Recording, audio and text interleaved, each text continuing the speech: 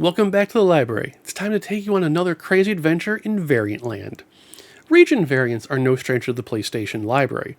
PAL territories have to deal with multiple language variant releases, and us Americans enjoy Canadian variants from our neighbor next door.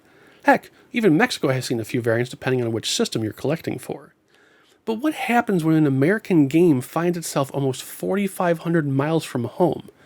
Well, quite a few things actually, and that brings us to Dragon Ball Z Ultimate Battle 22's Variant Hunter tale. To understand the journey to this point, we need to start in Japan around mid-1995. That's when the original Japanese version was released to anime fans across the ocean. 3 months prior to the American gamers even enjoying our system, our Japanese brothers and sisters were already playing licensed games on their hardware. If you've been following the yearly history wrap-up videos, you already know how rocky and long a path it took to finally welcome anime games as they were intended to North America. It shouldn't come as a surprise then that this 1995 game wouldn't get released in America until 2003. Worse, it wouldn't have arrived without some bumps and bruises. This includes featuring 2 cover characters who aren't in the game, name spelling errors, and the removal of pre-fight bantering clips. Not to be deterred, Dragon Ball fans eagerly jumped on it and the re-release of Dragon Ball GT Final Bout, both from the then newly renamed Atari. Ultimate Battle 22 ended up selling so many copies it reached a greatest hit status, becoming the last greatest hits out the door in terms of release order. It's this greatest hits copy that finds us traveling south over 4,000 miles to the country of Brazil. It's here in São Paulo that once lived NTSC Games, an importer and distributor of North American games. Their tale's a confusing one, and admittedly will be a potted history for the sake of time in this episode. Founded in 1995, NTSC Games started life as a small business, but grew exponentially to $14 million in wholesale business by 2010. Their history isn't very accessible and appears to be spread over several website URLs. They appear to have had their biggest boom during the PlayStation 3 era, importing that system's games along with the Xbox 360, Nintendo 3DS, and more. Things appear to have taken a turn, and as of 2015 their social platforms went silent. The company is listed as permanently closed in Google searches, and trying to source more info about them, even in Brazilian gaming magazines, comes up almost empty. Which brings us back to Dragon Ball Z Ultimate Battle 22. After months of digging and hacking away at any morsel I could find, it appears that this, and this alone, was the single PlayStation 1 game they distributed. I'm probably wrong, but nothing I can find otherwise says so. In fact, about their existence before 2011 is a complete mystery. DBZ is the only PS1 game that pops up for them in the various market sites, a fact compounded by the hilarious amount of bootlegs that come up in Brazilian sites. So what makes this a fantastic piece? NTSC Games went out of their way to not only make it their own release visually, but contextually as well. And that's where we jump into the unboxing. Alright guys, let's get to the unboxing. So, first thing to check out is the actual manual in Portuguese sticker, which is actually on the jewel case. It's underneath this new shrink wrap, which the shrink wrap actually is emblazoned with the NTSC Games logo, which is pretty cool. It is 4-sided shrink wrap, so you can tell it was redone. This isn't the actual original factory seal here.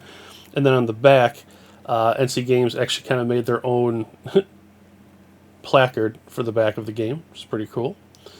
So let's get inside of it, see what else they changed.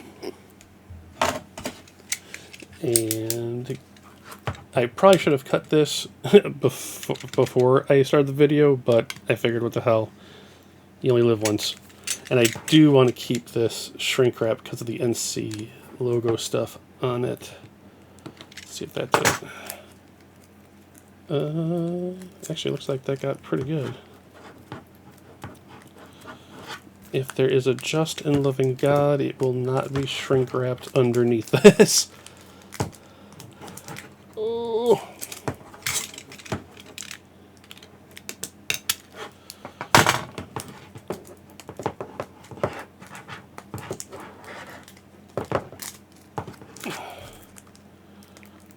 Oh, this is why I don't do unboxing videos. Oh, there you go. Okay, I'll have to cut that to slide that back on. But let's inch our way out of here. I don't remember what the trick was on Yu-Gi-Oh! But like at one point it just slides right out. There we go. All right, so yeah. NC Games bag, pretty cool. Get this out of the way so I don't cut myself. All right, so we've got the sticker on the back there, and that is indeed a sticker. Let's open this guy up. And inside, stickers. The, obviously, good old standard American release. And then there's something sticking out of the manual. Ah, sweet. There you go. So the original American manual, and then NC Games' Brazil manual.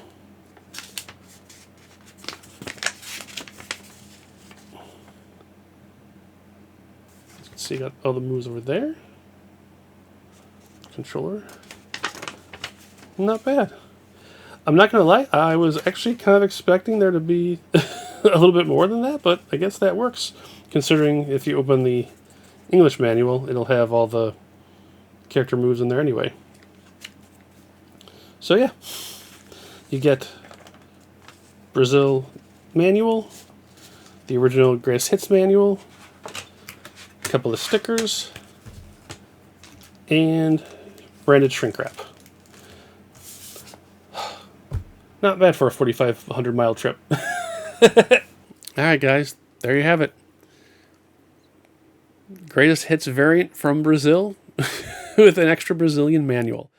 Like I said, I cannot put into words verbally how much research I did trying to find any information about NC Games. I even tracked down a couple of ex-employees, and they unfortunately had gotten to the company way after the PlayStation 1 was around, so they weren't really any help. I was thankful for their help, but they weren't really much help in terms of that.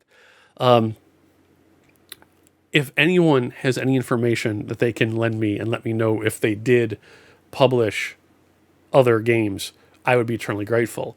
Now, what's really cool is if you're a PlayStation 3 or Xbox 360 or even 3DS collector, you can still find NC Games published games through Amazon Brazil.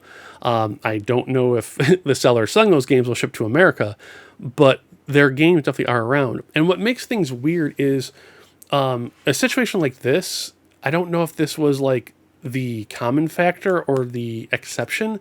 My fellow collector Steve, who does 3DS and DS stuff, actually tracked down a bunch of 3DS games from them, and I believe there were 3 different types of packaging that they were doing. Like, some had just a slip cover, some had, different art, and other ones, they were just the game with a sticker on them.